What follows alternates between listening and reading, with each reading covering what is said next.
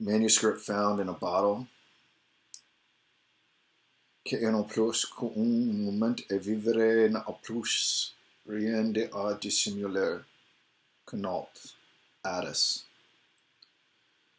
Of my country and of my family I have little to say. Ill usage and length of years have driven me from the one and estranged me from the other.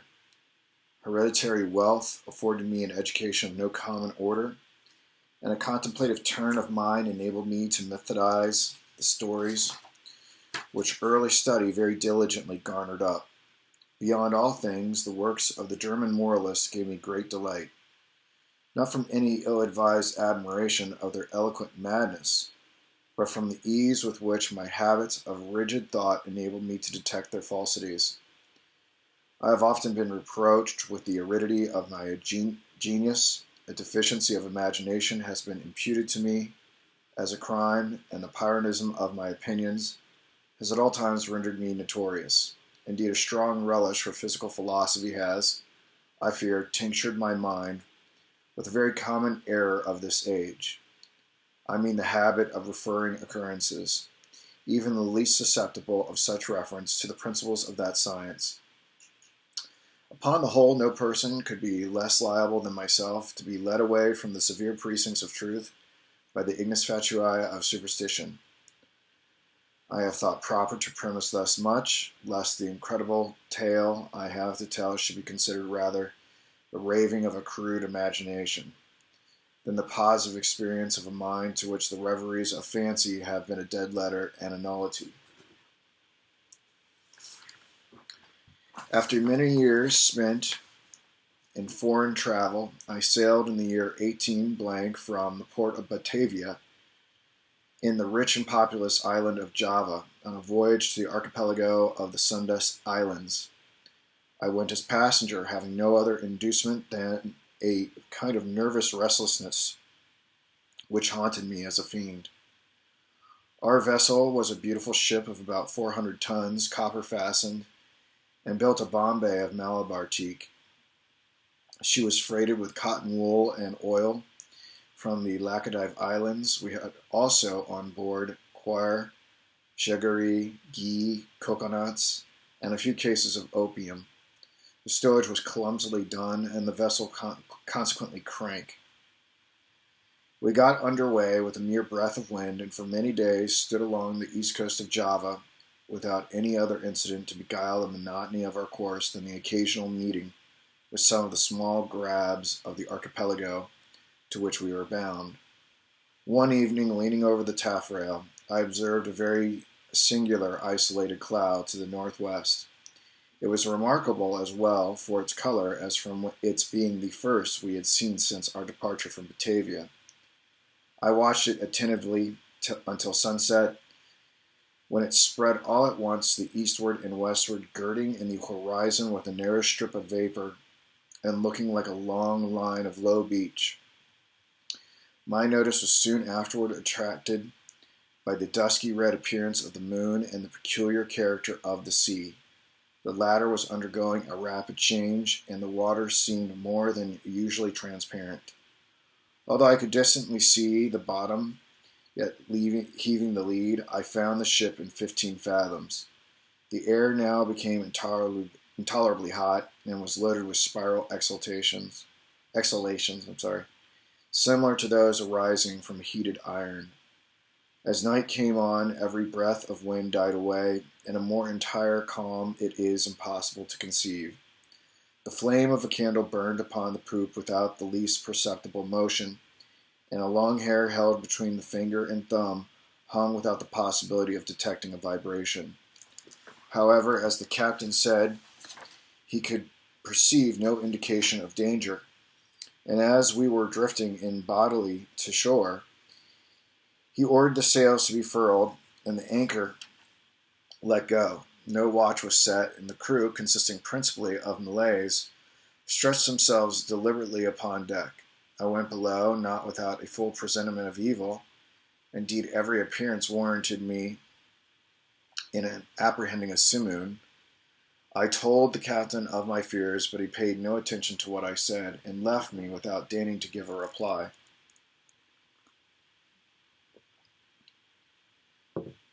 My uneasiness, however, prevented me from sleeping, and about midnight I went upon deck. As I placed my foot upon the upper step of the companion ladder, I was startled by a loud humming noise like that occasioned by the rapid revolution of a mill wheel, and before I could ascertain its meaning, I found the ship quivering to its center. In the next instant, a wilderness of foam hurled us upon our beam ends, and rushing over us fore and aft, swept the entire decks from stern to stern. The extreme fury of the blast proved in a great measure the salvation of the ship. Although completely waterlogged, yet as her masts had gone by the board, she rose after a minute heavily from the sea, and staggering a while beneath the immense pressure of the tempest, finally righted. By what miracle I escaped destruction it is impossible to say. Stunned by the shock of the water, I found myself upon recovery jammed in between the stern post and rudder. With great difficulty I gained my feet, and looking dizzily around, was at first struck with the idea of our being among breakers so terrific, beyond the widest imagination was the whirlpool of mountainous and foaming ocean within, which we were engulfed. After a while I heard the voice of an old Swede who had shipped with us at the moment of our leaving port. I hallooed to him with all my strength, and presently he came reeling aft. We soon discovered that we were the sole survivors of the accident. All on deck, with the exception of ourselves, had been swept overboard. The captain and mates must have perished as they slept, for the cabins were deluged with water. Without assistance, we could expect to do little for the security of the ship, and our exertions were at first paralyzed by the momentary expectation of going down. Our cable had, of course, parted like pack thread at the first breath of the hurricane, or we should have been instantaneously overwhelmed. We scudded with frightful velocity before the sea, and the water made clear breaches over us. The framework of our stern was shattered excessively, and in almost every respect we had received considerable injury, but to our extreme joy we found the pumps unchoked, and that we had made no great shifting of our ballast. The main fury of the blast had already blown over, and we apprehended little danger from the violence of the wind, but we looked forward to its total cessation and dismay, well believing that in our shattered condition we should inevitably perish in the tremendous swell which would ensue. But this very just apprehension seemed by no means likely to be soon verified. For 5 entire days and nights, during which our only subsistence was a small quantity of jaggery, procured with great difficulty from the forecastle, the hulk flew at a rate defying computation, before rapidly succeeding flaws of wind, which, without equaling the first violence of the simoon, were still more terrific than any tempest I had before encountered.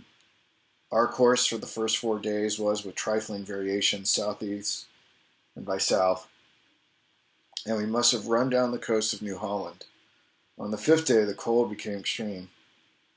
All the wind had hauled round a point more to the northward. The sun arose with a sickly yellow luster and clambered very few degrees above the horizon, emitting no decisive light.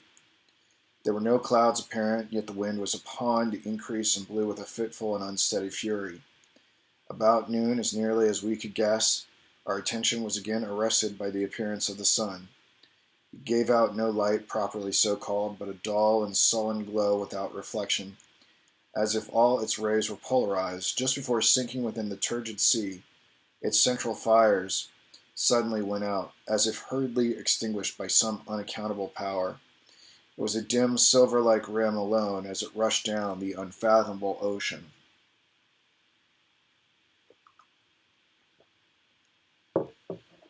We waited in vain for the arrival of the 6th day. That day to me had not arrived, to the Swede never did arrive. Thenceforward we were enshrouded in pitchy darkness, so that we could not have seen an object at 20 paces from the ship.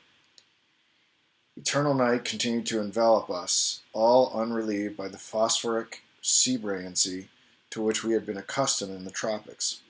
We observed, too, that although the tempest continued to rage with unabated violence, there was no longer to be discovered the usual appearance of surf or foam which had hitherto attended us. All around were horror and thick gloom and a black, sweltering desert of ebony. Superstitious terror crept by degrees into the spirit of the old Swede, and my own soul was wrapped in silent wonder. We neglected all care of the ship as worse than useless, and securing ourselves as well as possible to the stump of the mizen mist, looked out bitterly into the world of ocean. We had no means of calculating time, nor could we form any guess of our situation.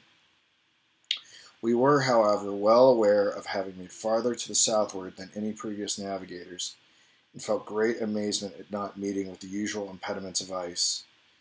In the meantime, every moment threatened to be our last. Every mountainous billow hurried to overwhelm us. The swell surpassed anything I had imagined possible, and that we were not instantly buried is a miracle. My companion spoke of the lightness of our cargo and reminded me of the excellent qualities of our ship. But I could not help feeling the utter hopelessness of hope itself, and prepared myself gloomily for that death which I thought nothing could defer beyond an hour. As with every knot of way the ship made, the swelling of the black, stupendous seas became more dismally appalling. At times we gasped for breath at an elevation beyond the albatross. At times became very dizzy with the velocity of our descent into some watery hell, where the air grew stagnant and no sound disturbed the slumbers of the kraken. We were at the bottom of one of these abysses when a quick scream from my companion broke fearfully upon the night. "See, see," cried he, shrieking in my ears. "Almighty God, see, see." As he spoke, I became aware of a dull, sullen glare of red light which streamed down the sides of the vast chasm where we lay, and threw a fitful brilliancy upon our deck. Casting my eyes upward, I beheld a spectacle which froze the current of my blood. At a terrific height, directly above us, and upon the very verge of the precipitous descent, hovered a gigantic ship of perhaps 4,000 tons. Although upreared upon the summit of a wave more than 100 times her own altitude, her apparent size still exceeded that of any ship of the line of or East Indiaman in existence.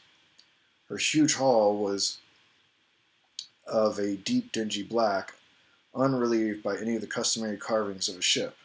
A single row of brass cannon protruded from her open ports, and dashed from the polished surfaces the fires of innumerable battle lanterns, which swung to and fro about her rigging.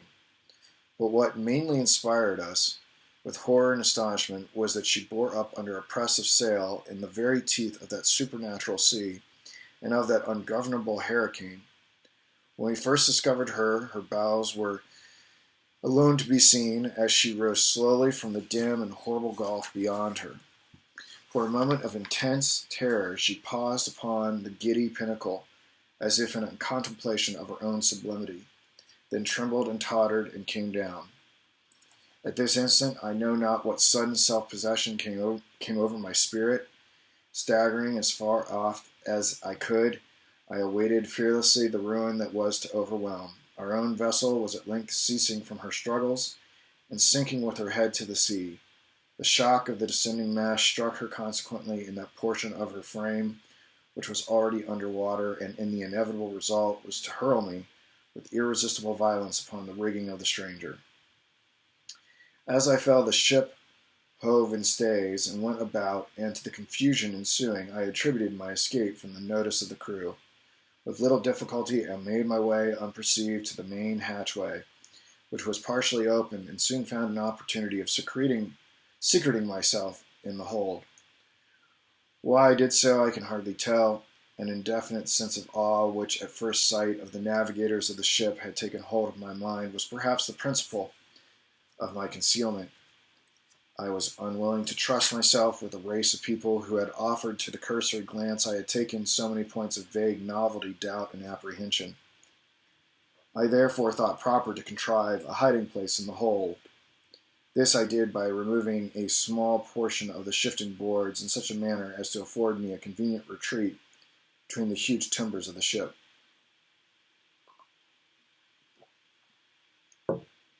I had scarcely completed my work when a footstep in the hold forced me to make use of it. A man passed by my place of concealment with a feeble and unsteady gait. I could not see his face, but had an opportunity of observing his general appearance. There was about it an evidence of great age and infirmity. His knees tottered beneath a load of years, and his entire frame quivered under the burden. He muttered to himself,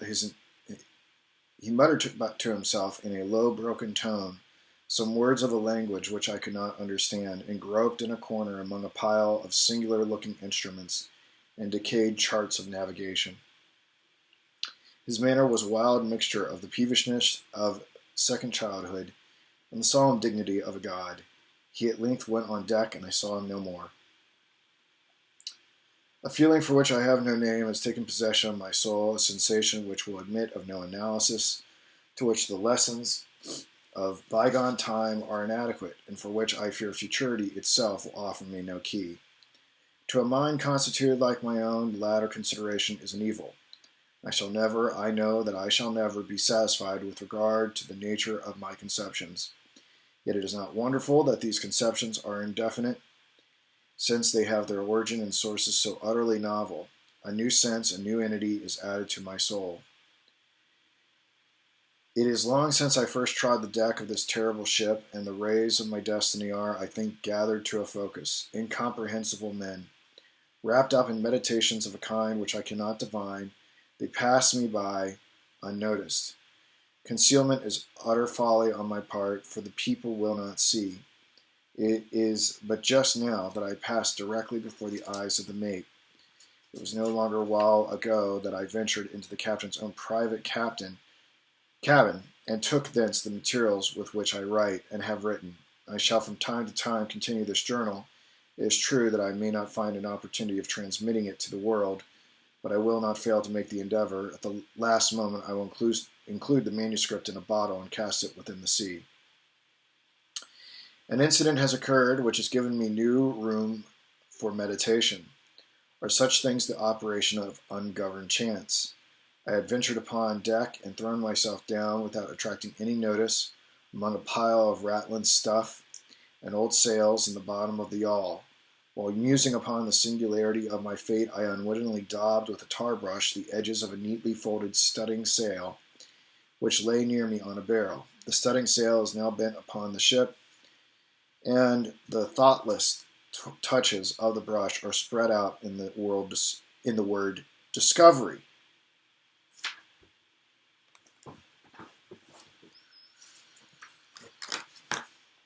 I have made my observations lately upon the structure of the vessel. Although well armed she is not, I think, a ship of war. Her rigging, build, and general equipment are all negative a supposition of this kind.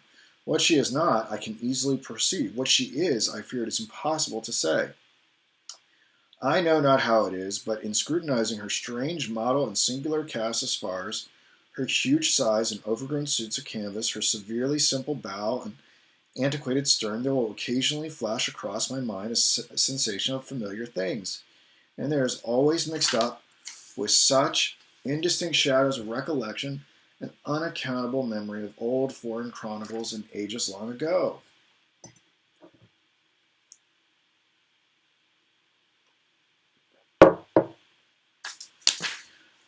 I have been looking at the timbers of the ship. She is built of a material to which I am a stranger. There is a peculiar character about the wood which strikes me as rendering it unfit for the purpose to which it has been applied. I mean it extremely porousness, considered independently of the worm-eaten condition which is consequence of navigation in these seas, and apart from the rottenness attendant upon age. It will appear perhaps an observation somewhat over-curious, but this would have every characteristic of Spanish oak if Spanish oak were distended by any natural means.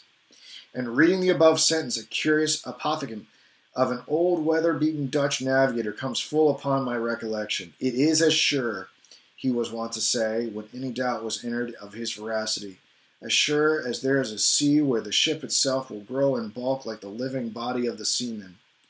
About an hour ago I made bold to trust myself among a group of the crew. They paid me no manner of attention, and although I stood in the very midst of them all, seemed utterly unconscious of my presence, like the one I had at first seen in the hold They all bore about them the marks of a hoary old age. Their knees trembled with infirmity. Their shoulders were bent double with decrepitude. Their shriveled skins rattled in the wind. Their voices were low, tremulous, and broken. Their eyes glistened with the rayum of years, and their gray hairs streamed terribly in the tempest. Around them, on every part of the deck, lay scattered mathematical instruments of the most quaint and obsolete construction.